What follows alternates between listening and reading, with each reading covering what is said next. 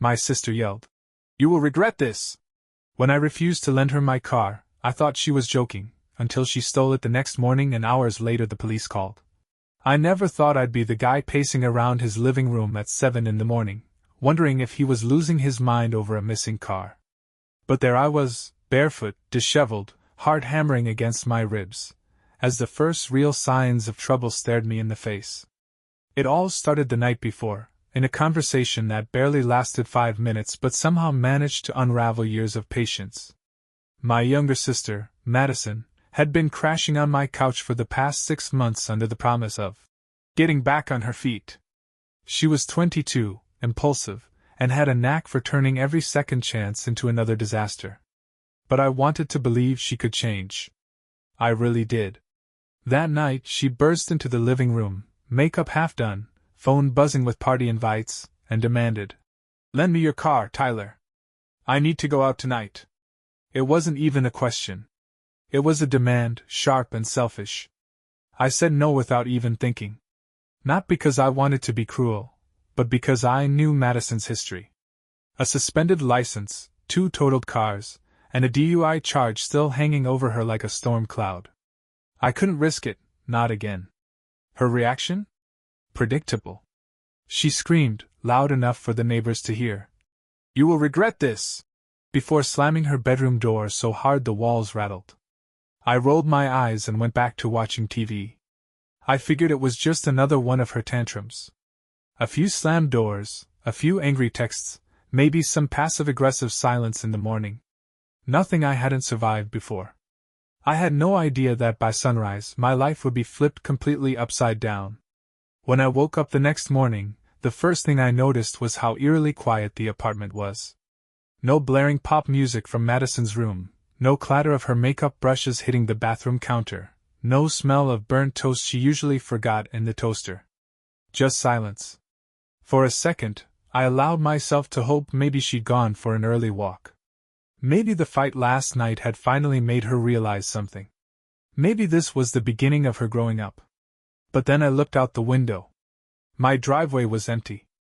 At first, my brain couldn't even process it.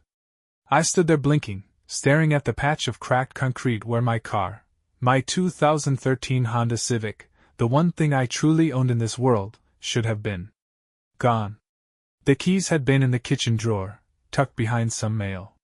I sprinted over, yanked the drawer open, papers flying everywhere. Empty. I felt something hot and electric rise in my chest. I ran to Madison's room and threw the door open. She was gone too. Bed unmade. Clothes thrown everywhere.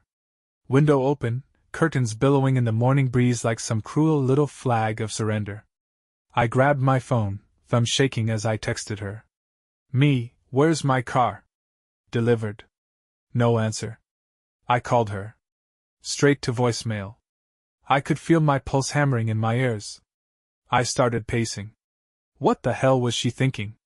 Where could she have gone? Was she drunk? Was she high? Was she even alive? My mind raced through possibilities, each worse than the last. For hours, I sat there on the couch, phone clutched in my hand, waiting. Every time it buzzed, I practically threw myself at it. Spam email. Group chat memes. Nothing from Madison. Around noon, just when the hopelessness started to settle in, my phone rang. A number I didn't recognize. Something in my gut told me to answer it anyway. "Hello?" I said, voice cracking. "Is this Tyler Benson?" a clipped, professional voice asked. "Yes," I said, feeling ice flood my veins. "This is Officer Harding from the Monroe County Police Department. We have your vehicle. There's been an incident." I swallowed hard. "What kind of incident?" There was a pause. The kind that made your stomach flip. "Your sister was involved in a traffic stop early this morning. She refused to pull over. There was a short pursuit. She crashed the vehicle attempting to evade arrest. It's an impound now. Significant damage. You'll need to come down to the station." I sat there, stunned, the officer's words ringing in my ears like church bells. Crash. Pursuit. Arrest. Thousands of dollars flashed before my eyes. Insurance premiums. Repairs. Legal fees. Or maybe it didn't matter. Maybe my car was already totaled, my life now just another scrap to be swept off the highway. The officer gave me the address, polite but detached, like this was just another Thursday for him. For me, it was the moment everything snapped. I didn't even bother responding to Madison's latest text, the one that finally came through just as I grabbed my jacket and headed for the door. Madison, please don't be mad. It's not that bad. Love you. Not that bad? I locked the apartment door behind me without a second thought. As far as I was concerned, Madison had locked herself out of my life forever. The police station looked exactly the way you'd expect: beige walls, flickering fluorescent lights, the faint smell of burnt coffee hanging in the air. I stood at the front desk, feeling out of place in my wrinkled t-shirt and yesterday's jeans. The officer behind the glass barely glanced at me as he slid a clipboard across the counter. Sign here to claim personal property. She's in holding if you want to see her. I froze, pen hovering over the paper. If I wanted to see her. Every part of me wanted to turn around and walk straight out that door. Let her rot. Let her learn what consequences felt like for once. But curiosity, or maybe some stubborn flicker of brotherly loyalty, dragged my feet toward the holding cells. A heavy-set female officer buzzed me through a set of double doors. Down the hall, behind thick steel bars, I saw her. Madison. She was curled up on the bench, face buried in her arms, looking small and scared. For a second, I felt that old tug in my chest, the one that always made me forgive her, always made me excuse the messes she left behind. But then she lifted her head and saw me. And instead of looking guilty, she smiled weakly and said, "Hey, big bro. You're not mad, right?" Like she had borrowed my favorite sweater without asking. Like she hadn't wrecked my entire life in the span of a single night. I didn't say a word. "Tyler, come on. It's not a big deal. The car's not even that bad." She laughed nervously, like it was a joke we were both in on. I clenched my fists so hard I felt my nails bite into my palms. "You stole my car, Madison," I said, my voice low and shaking with fury. "You could have killed someone. You could have killed yourself." She rolled her eyes, that same bratty look she always wore when she didn't get her way. "God, you're so dramatic. You sound like Mom." That was it. That was the moment something inside me, something old and tired and fed up, finally snapped in two. I turned away, heart pounding so hard it hurt. As I walked back toward the front desk, the officer handed me a few items in a plastic bag: my car keys, bent and useless now, and Madison's phone, still buzzing with texts from her so-called friends. "Are you posting her bail?" he asked casually. I didn't even hesitate. "No." He raised an eyebrow but didn't push it. He'd probably seen this kind of thing before. "She'll be arraigned tomorrow. Grand theft auto, resisting arrest, reckless endangerment." Each word landed like a hammer. "Sign here if you're filing formal charges." The pen felt heavy in my hand. For years, I had been cleaning up Madison's messes, patching over her disasters, convincing myself it was just a phase. That she'd grow out of it. That maybe if I loved her enough, she'd finally become the person I always hoped she could be. But now I knew better. I pressed the pen down and signed. My hand didn't even tremble. It didn't take long for the news to spread. By the time I pulled into my driveway, what was left of it, my phone was lighting up like a Christmas tree. First my mother. Then my uncle. Then even Madison's best friend from high school, the one who used to sneak her out through the bedroom window. Every message said the same thing in different words. "How could you do this to family? She's young. She made a mistake. You're ruining her life." I ignored them all. About an hour later, Mom showed up at my apartment without warning. She didn't even knock, just banged on the door until I opened it, her face red and puffy with tears. "Tyler," she gasped, storming past me into the living room. "How could you turn your own sister over to the police?" I shut the door calmly behind her. "I didn't turn her in," I said. "She did that herself." Mom spun around, pointing a shaking finger at me. "You're heartless. You know she's been struggling. How can you be so cold? I laughed, not because it was funny, but because it was so absurd. Struggling? I said. She stole my car, wrecked it, ran from the police, and almost killed herself. And I'm the bad guy. Mom's face twisted, searching for something, anything, to throw at me. But she had nothing. Because deep down, she knew. She always knew. Madison wasn't a victim. She was a tornado. And this time, she wasn't tearing through my life anymore. I crossed my arms, feeling the final nail drive itself in. Tell everyone whatever story you want, I said. But I'm done. Mom's mouth opened and closed like she wanted to say something more, beg maybe, or guilt me, the way she used to when we were kids. But I didn't give her the chance. I walked to the door, opened it, and waited. Slowly, bitterly, she brushed past me without another word. When the door clicked shut behind her, I leaned my forehead against it for a moment, breathing in the silence. For the first time in years, I realized it didn't hurt anymore. The next morning, I woke up to the sound of Madison's voicemail. Her voice was cracked and broken, desperate in a way I hadn't heard since we were kids, and she scraped her knee falling off her bike. Ty, please. Please don't do this. I messed up, okay? I'm sorry. I'm so sorry. Please come get me. I can't stay here. I'll be better. I promise. I sat on the edge of my bed, listening to the whole message, letting it wash over me like cold rain. Part of me wanted to go. To be the older brother again. To bail her out and tell her it was okay, like I always did. But that part of me was smaller now. Fading. The bigger part, the part that remembered the late nights worrying, the credit card bills in my name, the broken promises and the endless apologies that never meant anything, was finally louder. I didn't call her back. Instead, I called the police station and confirmed that I would be pressing full charges: grand theft auto, resisting arrest, endangerment. There was a long pause on the other end of the line. Are you sure? The clerk asked gently, as if giving me one last chance to change my mind. I didn't hesitate. Yes. I'm sure. When I hung up, I felt it, that strange, almost alien sensation blooming in my chest. It wasn't guilt. It wasn't anger. It was relief. Madison's tears, my mother's shouting, the family's judgment, none of it could touch me anymore. I was finally free. 2 days later, I went to see the car. It sat in the impound lot like a wounded animal, twisted metal, shattered glass, airbags exploded and deflated like sad balloons. It barely even looked like my car anymore. The attendant walked me around it with a clipboard and a frown. It's totaled, he said simply, flipping a few pages.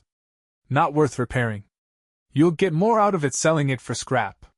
I ran my hand across what used to be the driver's side door. Scratches, dents, deep gashes where the impact had caved it in. This car had gotten me through college.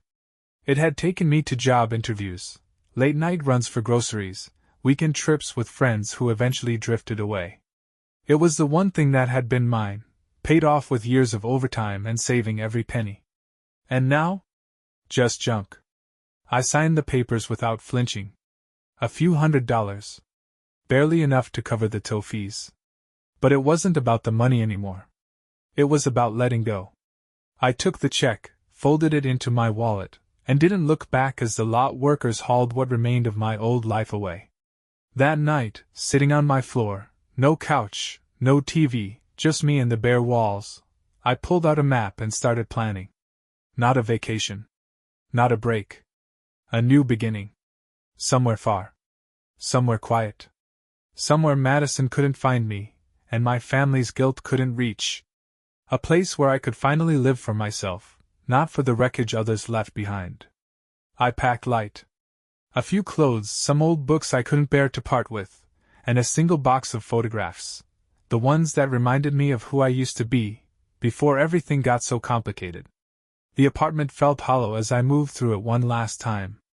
No framed pictures on the walls. No furniture to make it feel like home. Just the ghost of all the years I spent waiting for things to get better. I didn't tell anyone I was leaving. Not Madison. Not Mom. Not the few friends who still lived in town but had long since stopped calling. There wasn't anything left to say. I left my keys on the counter, a silent message to no one in particular, and walked out the front door. The sun was just starting to rise, painting the sky in streaks of pale gold and pink. The kind of morning that felt like a promise if you were willing to believe in it. I slid behind the wheel of the used truck I bought with what little money I had left. It wasn't much, but it ran. And that was enough. As I pulled onto the highway, I didn't look in the rearview mirror. I already knew what I was leaving behind. A sister who saw love as a weapon. A family that mistook loyalty for servitude. A life built on forgiveness that was never returned. I was done chasing ghosts. The road stretched out ahead of me, long and open and humming with possibility. For the first time in years, I wasn't running away from something. I was running towards something new. The farther I drove, the lighter I felt. At first, it was hard to notice. It crept up slowly, like the way your ears pop when you climb a mountain, that strange pressure, and then, suddenly, release. I didn't realize how much I had been carrying until it was gone. Every mile put more distance between me and the old version of myself, the one who stayed up all night worrying about how to fix Madison's mistakes, the one who sat through family dinners biting his tongue until it bled, the one who believed that loyalty meant sacrificing yourself for people who never deserved it. Somewhere around the state line, I rolled the window down and let the cold morning air whip across my face. It stung my skin, made my eyes water, but I didn't care. For the first time, I was breathing air that no one else had claimed. I thought about Madison, sitting in that cell, probably spinning some story about how I had betrayed her. I thought about my mom, crying to anyone who would listen, painting herself as the victim while ignoring all the years I held her world together. And you know what? It didn't hurt. It didn't even make me angry anymore. It just didn't matter. I realized then that forgiveness wasn't some magical moment where you made peace with the past. It was simpler than that. Forgiveness was choosing to stop carrying it. Choosing to stop letting it weigh you down. They would go on without me, spinning their stories, pointing their fingers, blaming everyone but themselves. And I would go on too. Not as the villain of their stories. Not as the fool who stayed too long. But as someone who finally chose himself. The road stretched endlessly ahead, lined with trees just starting to bud, the early signs of a new season. A quiet promise that things could be different. Better. I didn't know exactly where I was going yet. Some small town, maybe. A job that paid enough to live simply. A quiet apartment where no one slammed doors or screamed threats or treated love like currency.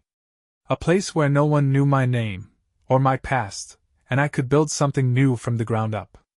Something mine. I pressed a little harder on the gas pedal, feeling the truck surge forward. Leaving wasn't weakness. Walking away wasn't failure. It was survival. It was strength.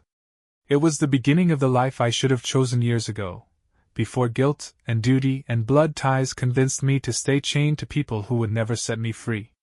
As the first rays of real sunlight cracked over the horizon, I smiled for the first time in what felt like forever.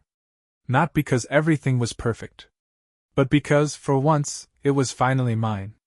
If you asked me now, sitting behind the wheel with the open road humming beneath me, what I learned from it all, would I tell someone trapped the way I was? The answer would be simple. Love doesn't mean setting yourself on fire to keep someone else warm. It took me too long to understand that. We grow up hearing that family is everything. That blood is thicker than water. That loyalty is unconditional. But the truth is, loyalty without boundaries isn't love, it's self-destruction. It's giving and giving and giving until there's nothing left of you but a hollowed-out shell, hoping someone will notice, someone will say thank you, someone will finally treat you like you matter. But the people who really love you, the ones worth bleeding for? They don't let it get that far. They don't expect you to destroy yourself to prove your worth. Madison wasn't just irresponsible. She was a mirror, showing me how little I valued myself every time I forgave what should have been unforgivable. Mom wasn't just blind to what was happening. She chose not to see, because as long as I kept sacrificing, she didn't have to change. And me? I wasn't just a victim. I was a volunteer. That's the part that hurts the most when you finally wake up, realizing no one was holding you there. You held yourself there. Because deep down, you were too afraid of what life would look like without them. But life without them? It's lighter. It's freer. It's honest. And yeah, it's lonelier sometimes. But it's your loneliness, not the loneliness of sitting in a crowded room full of people who don't really see you. If someone listening to this is stuck where I was, feeling guilty, feeling trapped, wondering if you're heartless for wanting to leave, you're not. Choosing yourself isn't cruelty. It's survival. It's the first real act of love you'll ever give yourself. And believe me, it's worth it. Every single mile. The sun was climbing higher now, warming the dashboard, casting long, golden beams across the road ahead. I didn't know exactly where I was going.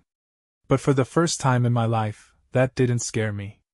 I rolled down the window again and let the fresh air rush in, carrying away the last scraps of the life I left behind. No more second chances. No more apologies. No more looking back. Just the open road, and a future that, for once, belonged only to me. And as the miles slipped by under my wheels, I realized something simple and profound. I wasn't lost. I was finally free.